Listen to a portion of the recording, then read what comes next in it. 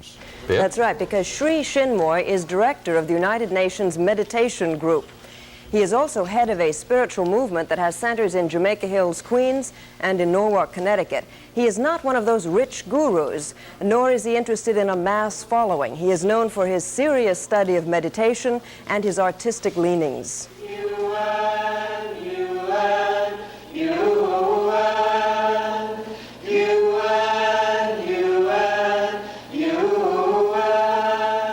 This is the United Nations Meditation Group Singers, performing one of the many songs Sri Chinmoy has written about the UN.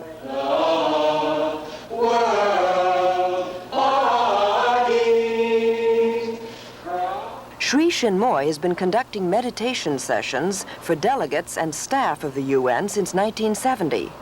They come here to the UN Church Center, a mixture of young and old, neatly dressed people looking for inner peace in the turmoil of international relations. 46-year-old Sri Chinmoy was born the youngest of 7 children in a small village of East Bengal. Religiously inclined, he entered a spiritual community at 12, and for the next 20 years studied meditation. Obeying what he considered an inner command, he came to New York on a spiritual mission.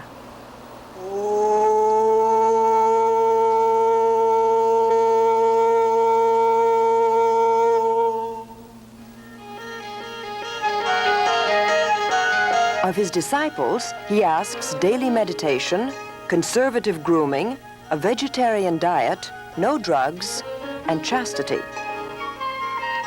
Sri Chinmoy also paints while in a meditative trance, and recently his work has been on exhibit in Grand Central Station, hardly a place likely to inspire inner calm.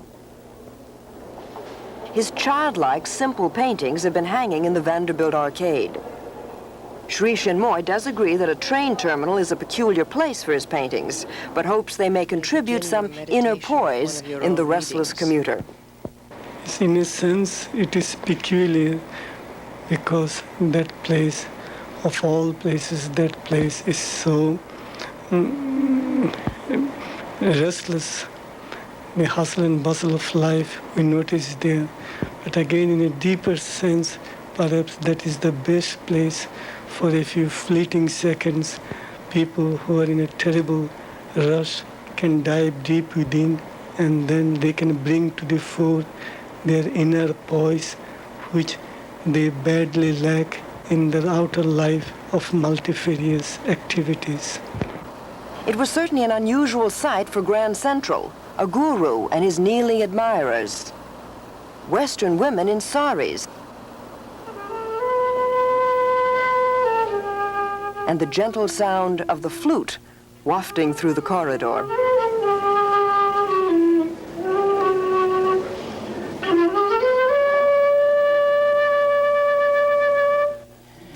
The disciples of Sri Chinmoy will be moving the exhibit after tomorrow because their agreement with Grand Central Station is over, and they're going to be looking for a new gallery, so keep an eye open. They may appear in your neighborhood. Also, Sri Chinmoy periodically gives concerts at Carnegie Hall, so you can go there and meditate. A rather unusual man. How did you feel when you were interviewing him?